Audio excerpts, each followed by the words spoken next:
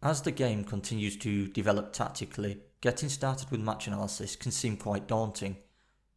And it's a question I get asked quite a lot, so in today's video I'm going to share with you my top tips for beginning the process of analysing football matches.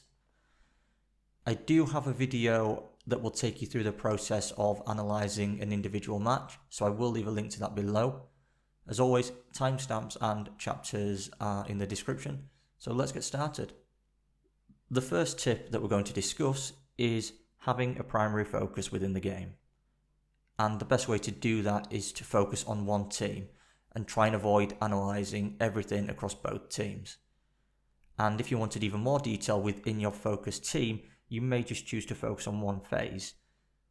And this is especially important if you're not in a position to pause the game or potentially rewatch the game.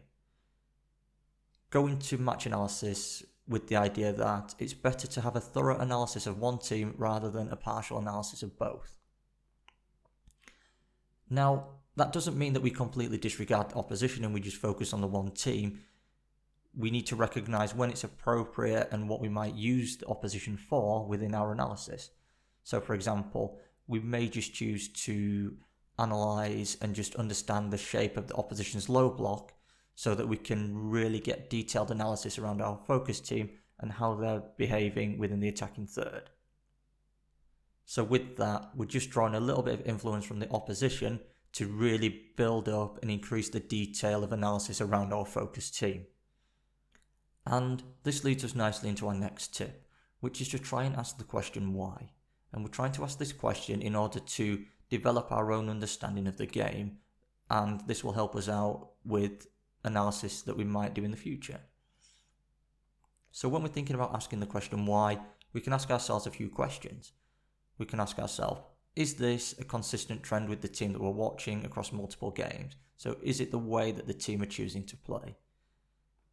We can also think about the opposition, as we've just mentioned. So are the opposition doing something that are impacting how our focused team are choosing to play?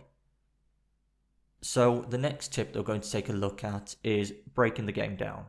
And with this, we don't need to analyse everything within the game in the first 5 minutes. And this is especially the case if you're in a position to rewatch the game or pause the game.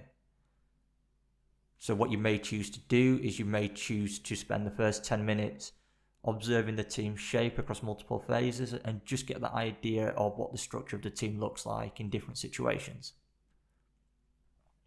You can then build on that and try and identify patterns and trends that the team are using across multiple different stages. And finally, you may identify key players that support how the team are choosing to play in the different moments of the game. And the final tip that we're going to take a look at, and it's more of a avoid doing this, and it's try and avoid writing a match commentary. And this can be quite challenging when we first get started with analysis. It's definitely a mistake I made when I first got started. So when we're thinking about a match commentary, we're trying to avoid that minute by minute play of what's going on. The kind of thing that we would see on the Sky Sports website, for example, as they're providing that live text feed of the match. With analysis, we're trying to identify shape, we're trying to identify structure of the team, we're then trying to look at patterns within the team and how they're choosing to approach the game in different stages. So they're my top tips for getting started with match analysis. I do hope you found the video useful.